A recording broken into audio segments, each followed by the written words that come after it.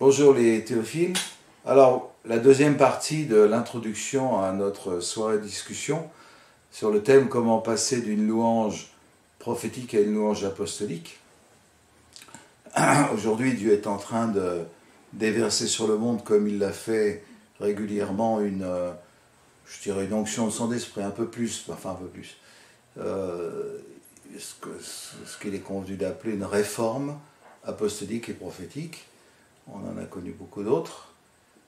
Celle-ci est intéressante parce qu'elle correspond exactement à ce qu'il y a eu lieu au 1er siècle. En fait, depuis le 1er siècle, il n'y a pas eu de réforme apostolique et prophétique. Jamais. Ça a été d'autres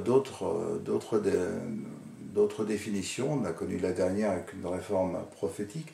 Mais apostolique et prophétique, ça n'a jamais eu depuis le 1er siècle. Ce qui nous fait dire que ce sera peut-être la dernière réforme que le Seigneur va envoyer. En tous les cas, ce qui est intéressant, c'est qu'elle nous concerne puisque la réforme prophétique, depuis 20 ans, à Théophile, on y a travaillé, beaucoup travaillé pour qu'elle se développe, pour former l'Église, développer l'aspect pratique et théologique même de cette réforme.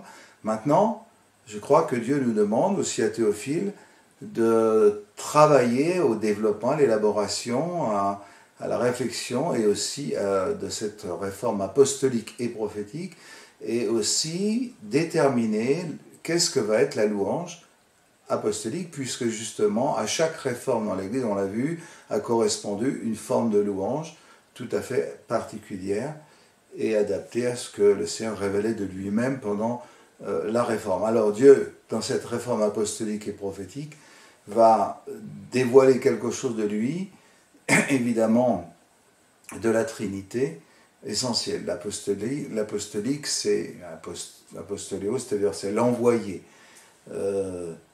Dieu, on va travailler ça bien sûr, pas du tout la prétention de faire une étude là, pas du tout, c'est pas ça. C'est juste introduire deux, trois idées pour donner quelques perspectives de ce que pourrait être la louange apostolique aujourd'hui par rapport à la louange prophétique. Évidemment, on l'a vu dans la vidéo précédente, il y aura une continuité, il n'y a pas une rupture, on démarre pas de zéro, mais Dieu révèle quelque chose de plus de lui-même, donc notre compréhension de lui, donc notre louange, la louange qui lui est adressée, va se développer. Premièrement, Dieu c'est l'apôtre, et il envoie en même temps qu'il est l'envoyé. Jésus, c'est l'envoyé du Père. Comme le Père m'a envoyé, je vous envoie. Et nous sommes les envoyés de l'envoyé qui est envoyé par l'envoyé par excellence, c'est-à-dire le Père qui est l'apôtre par excellence. Donc, définir l'apostolat, ça va être découvrir qui est le Père et par le Christ, c'est-à-dire par l'envoyé. C'est-à-dire Jésus a été envoyé pour nous faire connaître le Père qui est l'envoyé. Donc c'est essentiel de comprendre que Jésus, qui est la parole de Dieu, ou la parole de Dieu, va être déterminante dans la louange apostolique. Et non seulement la parole va être déterminante, très importante, ce qui va être dit, va être formé, va être donc déterminant, mais en plus, la nature de l'envoyé, c'est d'être un homme. Dieu est devenu homme. Et l'humanité du Christ va être absolument déterminante. Je vous rappelle que l'antéchrist qui vient va nier que Jésus est venu en chair en tant qu'homme. Donc l'humanité du Christ va déterminer notre humanité, et tout cela va être extrêmement important pour dessiner les contours de cette réforme apostolique et prophétique. Donc découvrir qui est le Père par l'envoyé, c'est recevoir celui qui est envoyé par l'envoyé, le Père. Celui qui est envoyé, c'est le Fils, par l'envoyé. Je répète, parce que pour moi c'est peut-être la définition, c'est découvrir, recevoir le Père par le Christ. Et cette réception du Père par le Christ va définir qui je suis devenu, c'est-à-dire l'envoyé moi-même. Je vous rappelle que dans Ephésiens 4, il était dit que nous étions tous, pas selon la même mesure, mais tous apôtres, prophètes, évangélistes, pasteurs, docteurs. Donc ne vous étonnez pas que dans cette saison, en ce moment, Dieu nous envoie comme des apôtres. C'est pas quelque chose en dehors de l'Écriture. On va pas recommencer tout ce qui a été dit sur le prophète. Tout le monde n'est pas Agabus, mais nous sommes tous prophètes. Tout le monde n'est pas l'apôtre Paul, mais nous verrons que nous sommes tous apôtres, c'est-à-dire définis par l'envoyé. Et cette notion va être extrêmement importante. Un autre point, le Fils dialogue, si je puis dire, je le dis, avec le Père par l'Esprit, et le Père envoie le Fils, et nous sommes introduits par le Fils dans ce dialogue intratrinitaire. Nous sommes aperçus que l'écho de ce dialogue intratrinitaire, c'était la prophétie. Mais maintenant, il ne s'agit plus seulement d'entendre un dialogue, ni d'y participer, mais de recevoir l'envoyé afin de devenir envoyé nous-mêmes, enfin, afin de devenir fils et filles de Dieu nous-mêmes. Donc la Trinité va prendre un rôle déterminant, la connaissance de la Trinité. Je suis en train de réfléchir sur et de lire tous les passages où Jésus parle de l'apostolat, comment il a été envoyé, etc., dans les évangiles, et on s'aperçoit qu'il y a non seulement la démonstration de qui est le Père, mais la définition de qui est le Père par l'envoyé. Et Jésus dit, celui qui m'a vu a vu le Père. Et le but de Dieu, c'est que nous, en tant que croyants, nous puissions dire, regardez-moi, vous voyez le Père. Ça va jusque-là. Nous sommes créés à l'image de Dieu, mais nous voulons aussi être la définition de Dieu dans ce monde. Alors, dans la réforme prophétique, on s'était aperçu que les prophètes ouvraient le ciel, on voyait les anges, on était invité à participer au monde angélique, et les apôtres, eux, vont pas ouvrir le ciel, les prophètes ont fait ce job, c'est pour ça que ce sera toujours une réforme apostolique et prophétique, mais les apôtres vont faire descendre ces réalités sur la terre et dans le cœur des croyants. Et on va appeler ça, tout à l'heure, l'impact, je vais vous en parler. Je vais définir exactement ce mouvement spirituel qui va se passer, cet événement spirituel qui va se passer avec cette réforme apostolique et prophétique. Et l'enjeu, évidemment, ça va être de trouver quelle est la louange qui correspond à ce mouvement. Et ça va être notre travail et notre réflexion. Les apôtres font donc descendre ce que les prophètes nous ont montré dans nos cœurs. Tout d'un coup, les prophètes voyaient les choses, montraient les choses, définissaient les choses, mais on les vivait, je dirais, dans l'esprit, et pas tout le temps. Enfin, c'était quand même réservé à des moments particuliers, même si on était assis dans les lieux célestes tout le temps. Mais tout d'un coup, ces réalités vont devenir une réalité, justement, dans nos vies, et une réalité quotidienne. Je vais donner 2 exemples pour vous aider à comprendre quelles vont être les conséquences d'une réforme apostolique et prophétique.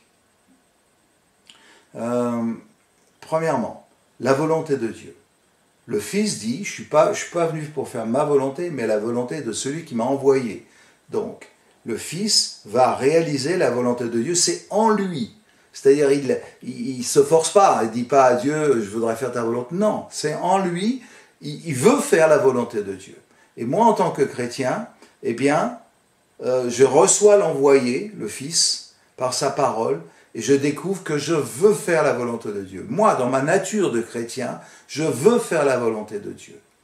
C'est pourquoi le mouvement apostolique va mettre un terme à la réforme prophétique telle qu'on l'a connue, qui est devenue, de mon point de vue, déviante, aujourd'hui.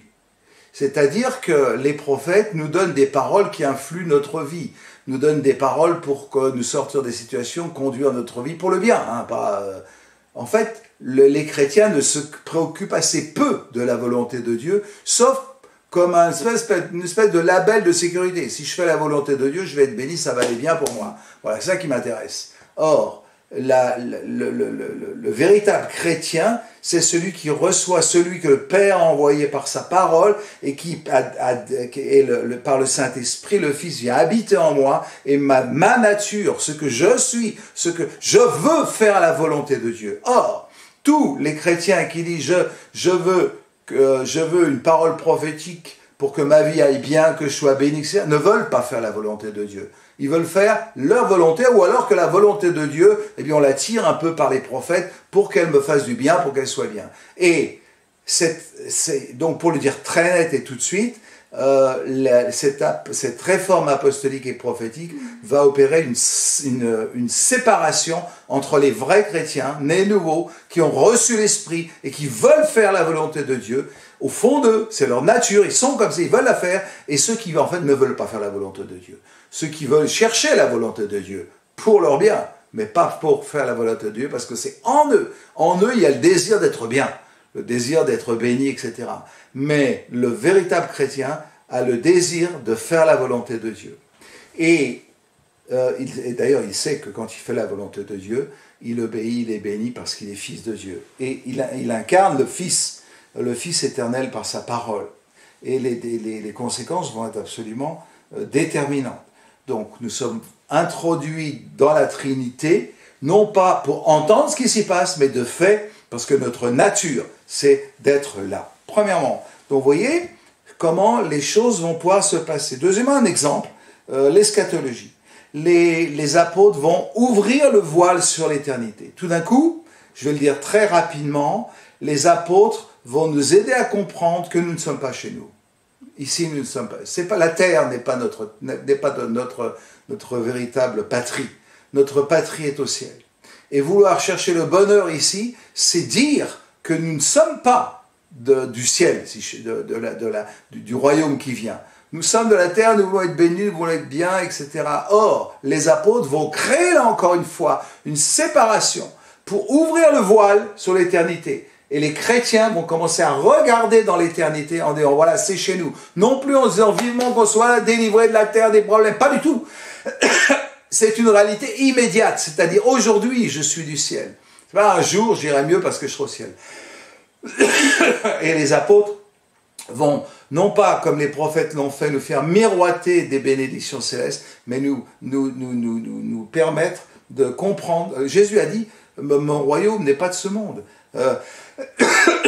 Il a dit à un moment absolument crucial, et les chrétiens, à cause de cette réforme apostolique et prophétique, vont arriver à dire la même chose. Et regardant le ciel, ils vont orienter leur vie vers le ciel, mais en même temps, orienter le monde vers le ciel. C'est-à-dire tout d'un coup, c'est pas moi le modèle, regardez le ciel. Et les non-croyants vont commencer par nous, les croyants qui vivront cette réforme apostolique et prophétique, les non-croyants vont commencer à eux aussi voir le ciel s'ouvrir. Et à ce moment-là, nous allons pouvoir voir entrer des foules d'hommes et de femmes perdus dans le ciel, parce que l'apostolat aura ouvert le ciel. Et nous serons libérés de nos petites revendications immédiates et passagères. Voilà donc deux exemples. Là, pour finir, quel champ pour cela? C'est la question que je pose. Évidemment,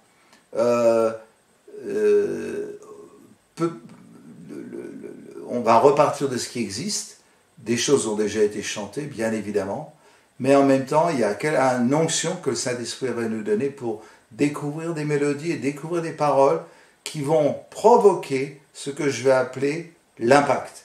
Et je vais finir là-dessus, sur la définition de ce que j'appelle l'impact de cette œuvre, sur cette réforme apostolique et prophétique qui va être absolument déterminant, non seulement pour l'Église, mais enfin pour le monde, avec une louange qui va, comme dans tous les autres épisodes des révélations que Dieu donnait de lui-même, il y avait, le Saint-Esprit donnait une louange qui correspondait à ce que les chrétiens vivaient de cette connaissance et de cette relation nouvelle avec Dieu. J'appelle l'impact parce que ce qui va se passer, c'est que les prophètes vont voir des choses dans la vie des gens, c'est-à-dire comme ouvrir le cœur des gens pour y découvrir ce que Dieu veut transformer. Et les apôtres vont y apporter une parole de transformation, c'est-à-dire le Christ lui-même. C'est Jean-Baptiste dira, moi je dépierre un chemin pour que l'envoyé puisse venir. Les prophètes vont faire la même chose, c'est pourquoi c'est une réforme prophétique et apostolique. Jusqu'à présent, j'ai toujours refusé de voir de voir les prophètes faire une sorte d'introspection chez les gens, de dire oh je vois dans ta vie il y a ça, il y a ci, puis ouais, je vais apporter une parole qui va changer tout ça, etc. Ça, j'ai refusé ça. De mon point de vue, c'est un prophétisme déviant et ça l'est toujours. Cette espèce d'introspection que les prophètes peuvent faire de par l'esprit qui est en eux, ou leur esprit simplement, aller voir dans la vie des gens et dire voilà, il y a ça, il y a ci, et puis ça va changer, etc. Tu vas voir, tu vas rentrer dans une nouvelle saison, enfin tout ce qu'on peut dire, pour que les gens soient bénis parce que les gens veulent ça. Mais maintenant, les prophètes vont voir la même chose, le dire, mais les prophètes vont apporter la personne du Christ qui va impacter les gens là où les prophètes ont ouvert un chemin. Ils ont dépierré et l'apôtre va venir. Pas seulement dans des gens, mais dans des situations professionnelles, dans des situations géopolitiques, dans des situations climatiques. Les prophètes et les apôtres vont arriver à voir des choses et comme ouvrir une porte au plus profond des choses, et là dans le cœur des choses, là où les choses se font et se décident, l'apostolat va y apporter le Christ une parole nouvelle. Et j'appelle ça l'impact parce que je ne voulais pas que les prophètes fassent ça, parce que c'est ce que font les faux prophètes. Les faux prophètes utilisent des dons, entre guillemets, de divination, de révélation, pour dire voilà, te donne ton numéro de carte bleue, ou te disent voilà ce qui t'est arrivé avant-hier, ou je ne sais pas quoi. Mais l'apostolat va libérer le prophétisme, de façon à ce que le prophète puisse aller là où il ne pouvait pas aller, parce que c'était dangereux pour lui, et dangereux pour le prophétisme. L'apostolat et les prophètes vont rendre cette possibilité viable et surtout efficace. C'est-à-dire, oui, les prophètes vont creuser là où ils ne pouvaient pas aller, là où ils n'avaient pas le droit d'aller, là, en tous les cas, où je ne voulais pas qu'ils aillent, mais maintenant, je vais apprendre aux prophètes à aller là où ils ne pouvaient pas aller dans des sphères de décision, dans la politique, dans la géopolitique, dans les gouvernants, encore une fois, dans le climat, aller là où ça se décide, et pour y apporter le Christ, une parole transformatrice. Et enfin, pour finir, vous avez bien compris que cette réforme apostolique et prophétique va concerner des gens, des hommes. Et la réforme prophétique avait eu tendance à nous transformer un peu pas tous bien évidemment, mais un peu en personnes qui cherchent des paroles pour avancer dans leur vie. Et c'est pas ça être un homme. Être un homme, c'est recevoir celui qui est l'homme par excellence, Jésus-Christ, et qui agit non pas en attendant une parole pour être un peu téléguidé comme une marionnette pour dire je vais à droite, je vais à gauche, mais celui qui est capable de dire ce que je fais, c'est le Père qui l'accomplit pour moi. C'est-à-dire Jésus le fait et le Père l'accomplit. Il y a quelque chose de l'envoyé qui va s'opérer de cette manière-là en nous, parce que nous sommes et nous serons devenus plus en avant des hommes et des femmes de Dieu. La personnalité du Christ va devenir ce que le Christ est, va définir qui nous sommes et comment nous allons réagir. Comme il a fait l'envoyé, comme nous allons le faire, parce que nous sommes devenus en Christ les envoyés. Voilà, alors quelques pistes de réflexion, et à bientôt, et je suis très heureux d'entrer dans cette réforme avec vous, sincèrement très heureux, parce que je ne voudrais pas louper ça, et je ne louperai pas ça. Tout comme nous n'avons pas loupé la réforme prophétique, nous ne louperons pas la réforme apostolique, mais nous avons beaucoup de travail devant nous, parce que l'issue, c'est le salut du monde. Soyez bénis.